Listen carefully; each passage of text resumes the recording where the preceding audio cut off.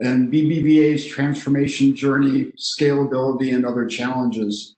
Talking about BBVA's move from monolithic apps to going cloud native. So with that, I'm Carlos and Cesar, and we'll get started with session number 2.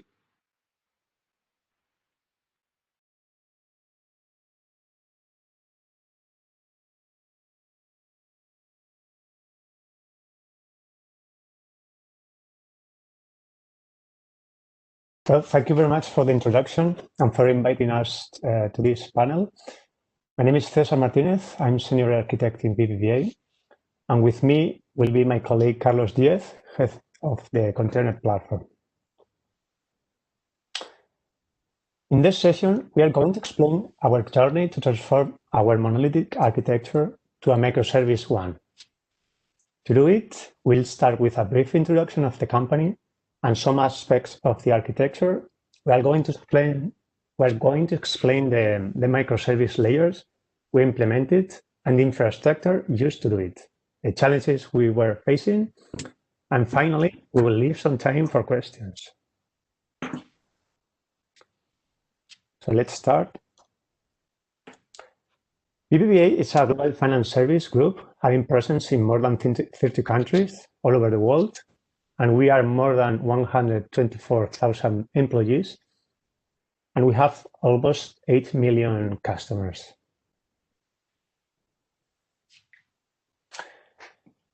BBVA is extremely focused on technology and is investing a lot of resources to this area.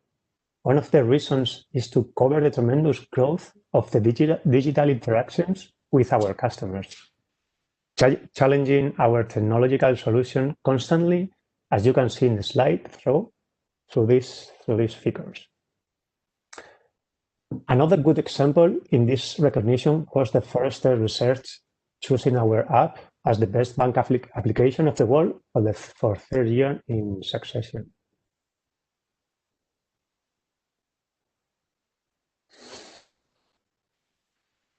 As the consumption of the technology is not constant during the year because of marketing campaigns or how the customers schedule the use of our financial services, we have to handle with bursts of traffic. And the way to do it is using a hybrid cloud strategy. But not only because of it, but also for providing active solutions. We have 2 main regions apart from the hubs, one in America and the other in Europe, to allocate our services on-prem and in the public cloud.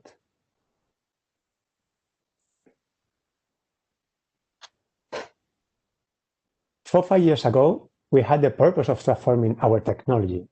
We evaluate 2 options, evolving the legacy models or the one we chose, starting from scratch, a new generation model, moving workloads from the legacy world to the next generation architecture.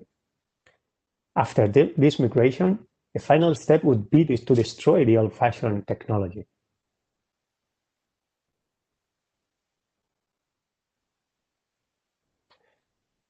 In the step mentioned before of combining both architectures, it's mandatory to provide a publishing layer of APIs and services to redirect from channels to both backends, the legacy one based on mainframe and the next generation one.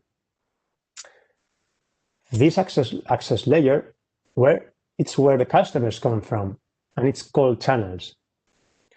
It could be branches, ATMs, mobile apps, etc. So these APIs and services are based on microservices running over OpenShift deployments. Sorry. So now I'm going to hand over to Carlos to continue with the presentation, explaining more in detail that is infrastructure. Okay, as a first step, we decided to move from a monolithic architecture to an architecture based on microservices. I'm not going to go into detail about how an architecture based on microservices works. I think it's not important now. I'm only going to make a brief description of how we have oriented it and what pieces, what different things have we done. First of all our services within the new architecture were using gRPC. On one hand, we have front services, or what we call channel services. These are services that receive requests from the websites via HTTP. And these requests can come from traditional applications. I mean, maybe the web or a mobile app, ATM or a branch or whatever. Or even from events or from batch processes. We are a bank and we have tons of batch processes. Front-end services call backend services using gRPC. In the backend services, we do not have drivers for any database or host of the DB2. For this purpose, we have created specialized services, which is a kind of an API that recovers also databases and the mainframe. So our services can consume data without having the specific driver inside. What we call LRE is our lightweight runtime architecture. It's a very thin layer. It only gets a very small login driver just to load everything you need. And the health services for Kubernetes, also the liveness and the readiness. Those microservices consume the API and don't need any drivers to get the data.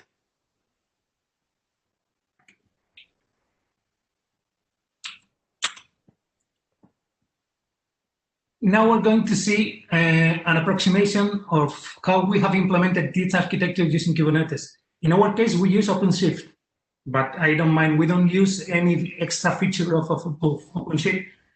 We use just plain Kubernetes.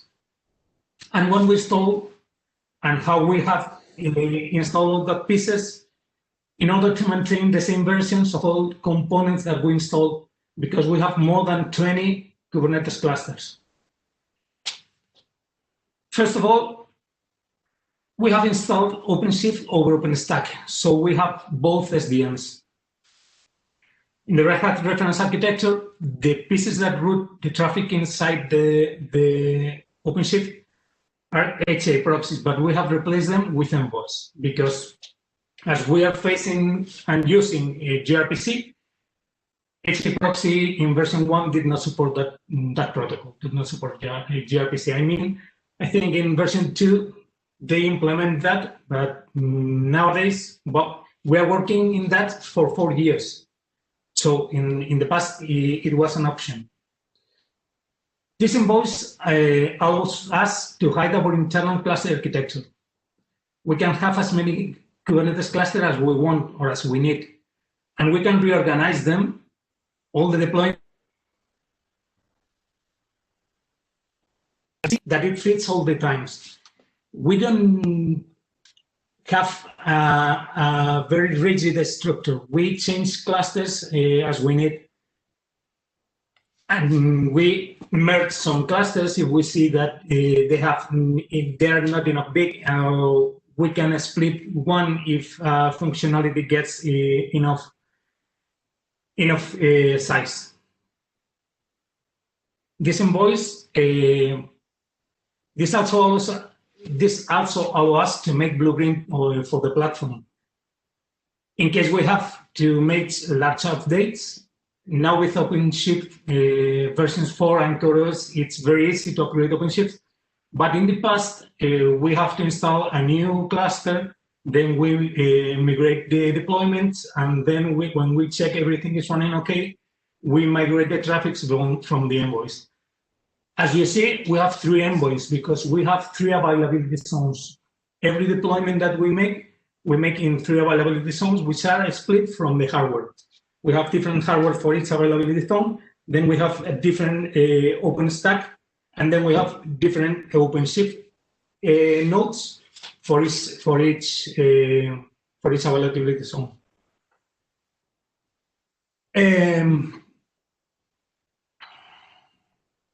Okay.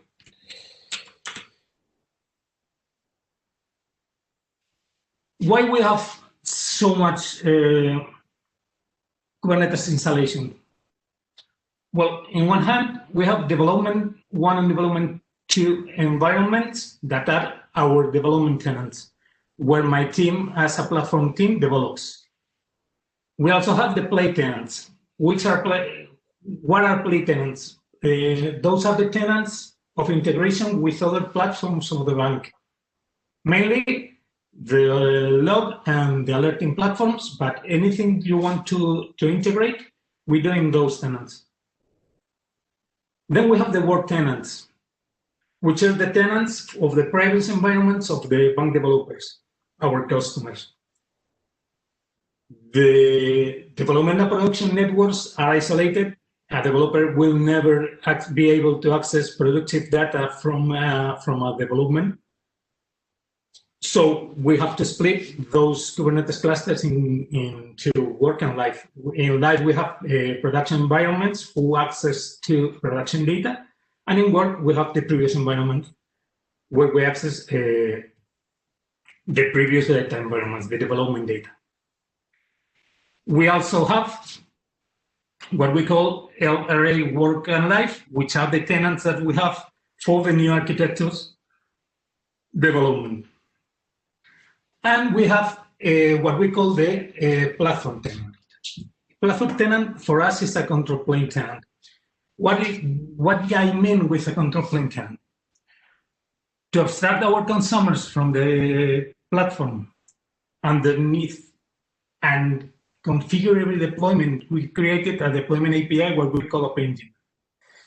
This API allows us to make changes in the pieces of the infrastructure that we have underneath without our customers know that. For example, today we deploy in OpenShift, but tomorrow we can deploy in just in play Kubernetes.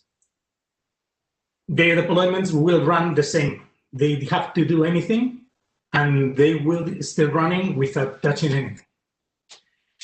Or if there are changes in different versions of Kubernetes on the API, they will never notice that.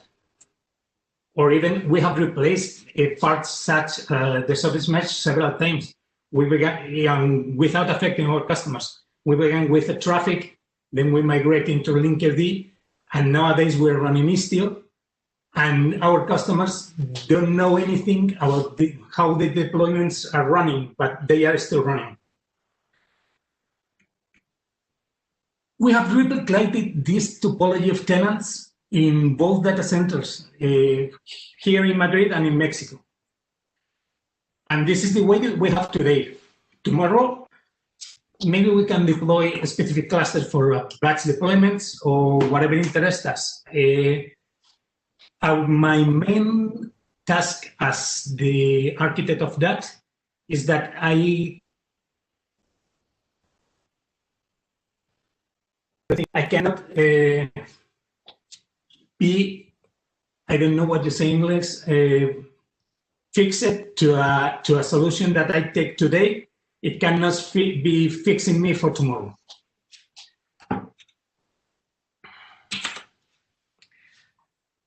So, as a platform, in addition to allowing containers to be deployed, we offer the following functionalities. We don't offer a lot of things, but we send all the logs of the application to the banking systems.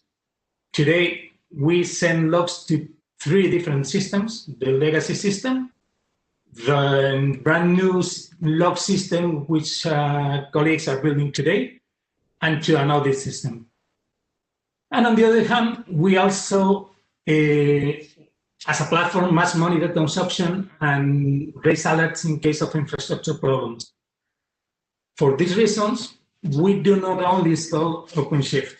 We install many more components, and we must maintain the same versions of every single component that we install in all of the OpenShift clusters that we install, which today are more than 20.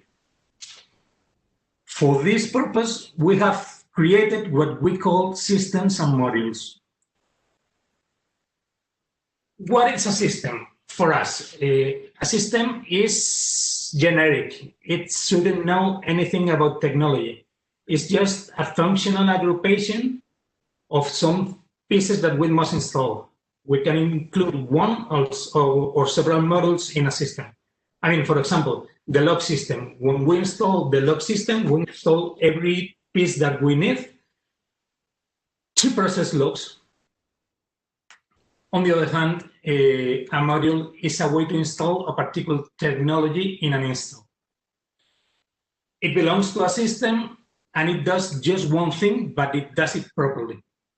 For example, we have a module keep analog or a module TD agent, which installs just a TD agent and installs the keep analog.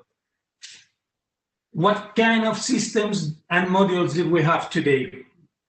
Well, first of all, we install what we call the base infra and a state manager system. In this system, we install this bind DNS module, and we install what we call the state manager module. The state manager is a critical piece for us. Everything we install, every system and module that we install in any tenant in our installation gets registered here as an exploitable catalog of what we have installed. Based on that, I have a report when I can see all the clusters that we have, which versions of every systems that we have. So I know if we have forgot to upgrade the system in a cluster in Mexico or any stuff like that. Okay. Then we install what we in the bank call Sebastian module. Sebastian is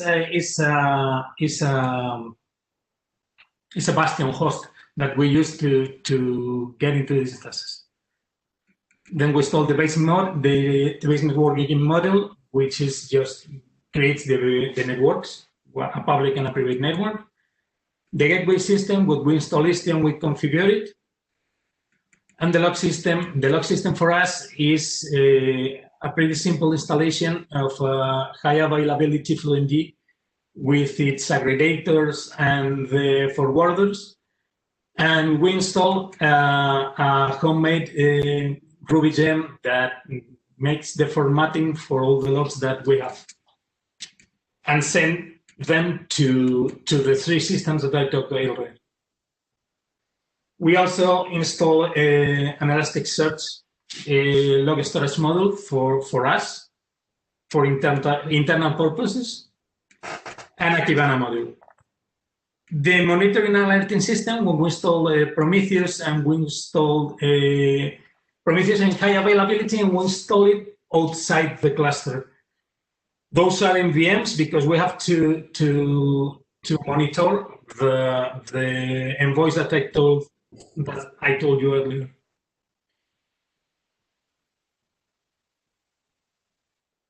This is the OpenShift installation. Nowadays we are running OpenShift 4.5, but in the future this can change. And now I'm going to hand over to Cesar to continue with the presentation. Okay, thank you, Carlos. As said before, our OpenShift on-prem is running over the VMs provided by OpenStack. This stack nowadays is causing us to handle two SDNs, the OpenStack SDN and the OpenShift SDN. We are dealing with to solve it and use the same SDN for both, integrating them just in one. As the infrastructure is limited, sometimes we have to prioritize some deployments over others, and that comes before without killing the old ones, just pausing them. A good example of that could be, as Carlos said before, batches that requires so many hardware infrastructure and now have more priority than the other ones. We don't want to kill the old one. We just want to pause them. Obviously, not all the end-to-end of the flows of one application resides inside the same Kubernetes cluster. The databases, for instance, are living outside the cluster. For that, it's a challenge to avoid bottleneck of the egress pod. Another example could be if we have the backend of the application on-prem and we want to extend it to the public cloud or between clusters in the same data center. So trying to extend the clusters between on-prem and another cluster or towards the cloud or the service mesh, in our case, as Carlos said before, Istio, and for the SDN, it's another challenge because of the orchestration of this service mesh. With the current OpenStack deployment, to provide the VMs to OpenShift, we are making the most of the hosts, avoiding pod limitation over the bare metal option, for instance. But would it be a good idea to make the control plane of Kubernetes the standard for the infrastructure management? And not only that, are the applications ready to run over this new deployment? Not some of the applications, but all of them. Right?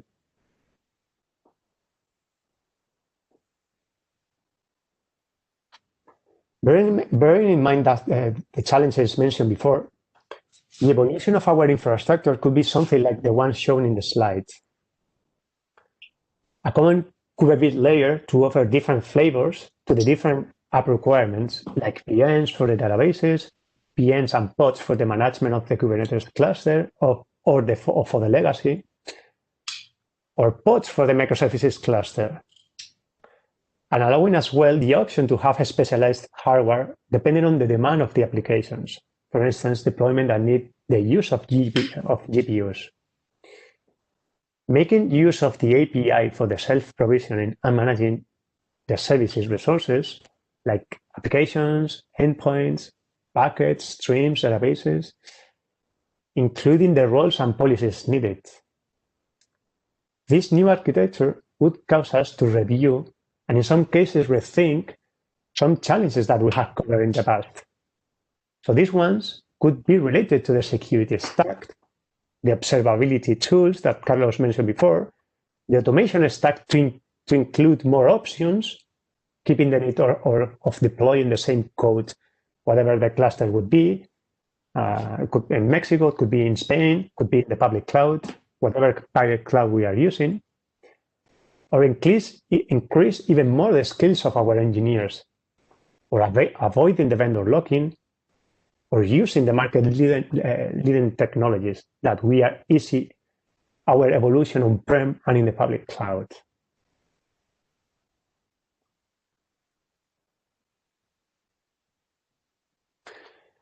So we would like to thank you for attending this session.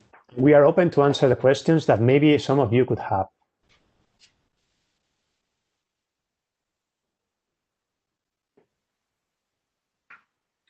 Thank you, Cesar. We have a couple of questions for attendees. You can either raise your hand and we'll recognize you, or you can just type your question into the Q&A box.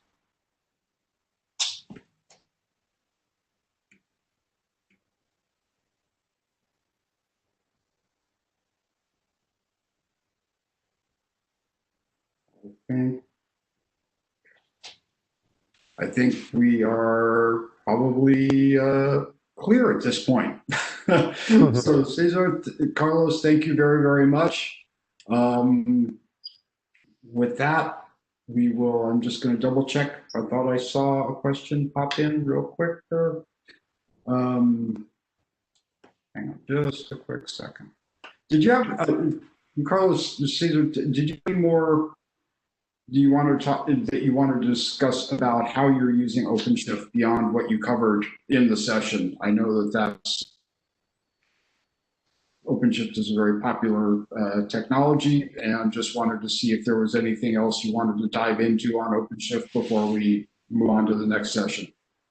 No, we are not using anything from OpenShift. We are used just plain Kubernetes. But Red Hat is one of the strongest partners to the bank, and we use OpenShift in order to get support and all that stuff. Okay, we do have a couple of questions. We have a couple of questions I have seen in the Q&A box. Can I talk a little bit more about Fluent HA? If you want, Snivas, run me an email and I get you a full graphic of how we have deployed that. And I think it could be easier for you to understand. I will be glad to send you and to talk to you further. And then we have one other question. How much weight does regulation of the financial industry have on the design of your systems? A lot. we cannot, for example, we cannot get data into cloud. We always have data in our data centers. So our hybrid systems and going to the cloud it's pretty difficult. We have to talk to that, and we can take some data, but we cannot get another data to the cloud. This must be more or less in our systems. For us, as the container platform, no, we don't have any regulation for a homemade internal cloud, but we cannot get anything to Amazon. For instance, we can get some data, but not other, and it's pretty difficult to see what can you have in Amazon and what you can't. So many of the applications that we had in Amazon are deploying now inside our container platform because they cannot be in public cloud. So the question here, it's true that we have some regulation problems regarding the financial industry, and the idea, the architecture, the solution that we are giving to that problem is to put the data as close as possible to the public cloud.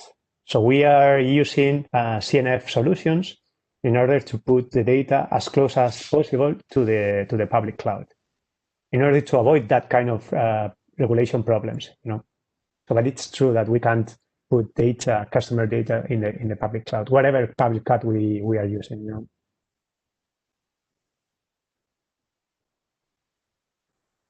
Okay, thank you both. Any final questions before we move on to our next presentation?